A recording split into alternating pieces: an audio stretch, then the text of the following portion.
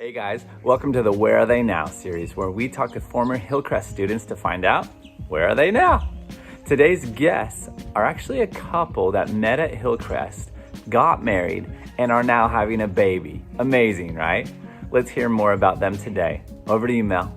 Please tell us your full name and what year you graduated from Hillcrest. So my name's Sophie Bunston, used to be Sophie Wickman, and I graduated at Hillcrest in 2010. Yeah, and I'm Joel Bunston, and I finished in 2009. What have you guys been up to nowadays or since you left Hillcrest?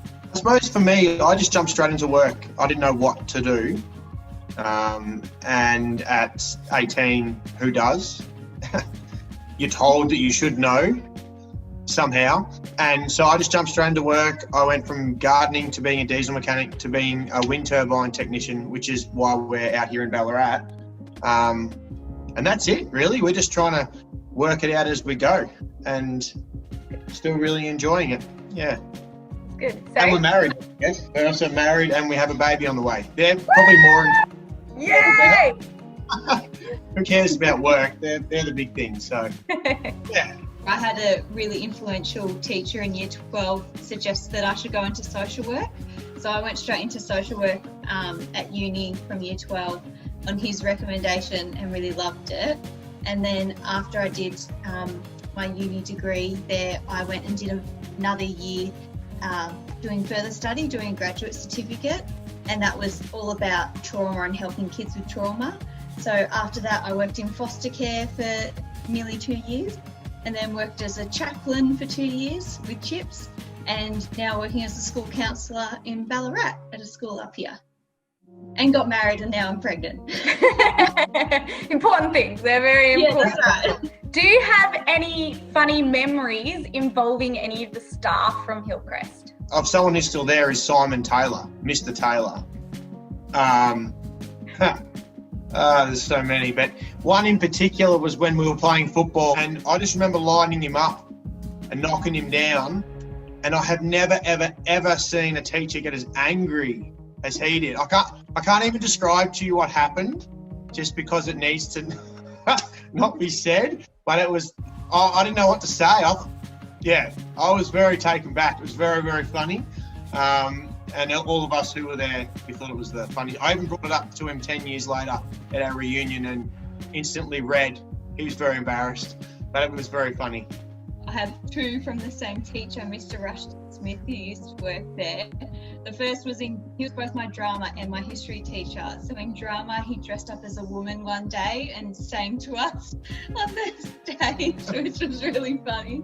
And then the second time was he decided that teaching history in the class was no good. He needed to show us in person what happened. And so we took the whole classroom outside onto the oval and reenacted a war scene with tables and chairs, which was really cool. Okay, the biggest trouble you got into? One in particular, I remember we were having some trouble with the boys of the year level above us. We were about year 8, I think they were year 9 or year 10. And so they were just so much bigger than us, so we didn't know what to do. So I remember we were dissecting a heart out of a lamb in science that day.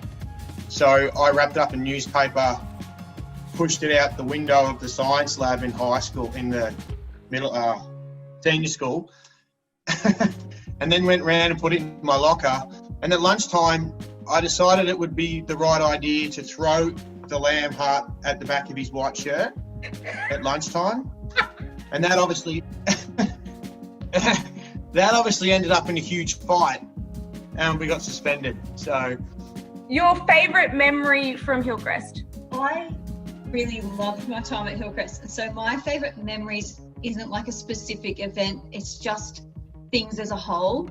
So like I loved the winter sleep out and the school camps that we went on and EXO Day that we used to have every year.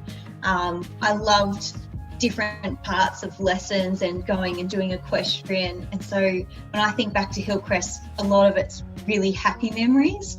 And so there's just like a lot of just nice fun times with your friends and with the teachers as well. in particular for me was probably outdoor ed, which most guys that weren't interested in studying will say outdoor ed, but we got to go to Mount Kosciuszko with Luke Smithard, which was really, really cool. And that was only a small group. We got to walk through all the high country and see Brumbies, see the source of a few major rivers. It was a really amazing trip. And that just wouldn't have been possible without that class and Hillcrest. It was really, really cool. So when you were at school, what was your relationship like with God to what it is now? When I was at school, I used to think that the most important thing I had to do for my friends who didn't know God was just invite them to everything. And it was very much about what could I do, what could I do, what could I do? But now it's very much about my relationship with my friends and journeying with them. So rather than just going, oh, the goal is to get them to come to youth group with me, or the goal is to get them to come to church with me, it's like, no, actually the goal is just to love on them and be with them through the good times and the bad times. And so I think that's what's shifted in my relationship with God from then to now, is just how I live out my faith. But the faith part itself hasn't really changed for me, which has been nice. Yeah, I'd say in a similar way to Soph, for me, it's always been who I am, an integral part of my life. But I think with maturity, being able to look back on how I saw faith back then, what should have probably brought me toward people sort of almost drove me away from people. As I worked really hard, trying to do what was right, trying to say what was right, getting hung up, I suppose, on the wrong things, and then realising that something that's meant to be really beautiful and help me to love people was actually separating me from people because of my own lack of understanding. Advice or a Bible verse or something that you would give to kids that are still in school now? Yeah, my advice would just be to not put that stress and pressure that, you know, your ATAR's everything and then your uni's everything, and then you just go through, like, you just have fun and try different likes and interests. And yes, our life was completely different, and 10 years might not seem like a lot, but I know that you'd be looking at this thinking, who the heck are these people and what are they, how can they tell me or give me advice? But I suppose if you're going to listen to anything, it is that you can relax and know that, you know, for those that do believe in God, God's a big God and he's a good dad, and you can relax and know that he's God and that he's got it sorted.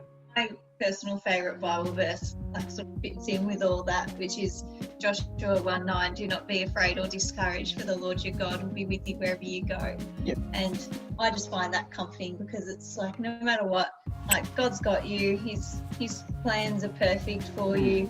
Well, thank you so much, Joel and Sophie, for being part of our Where Are You Now series. Thank you for having Thank us. you.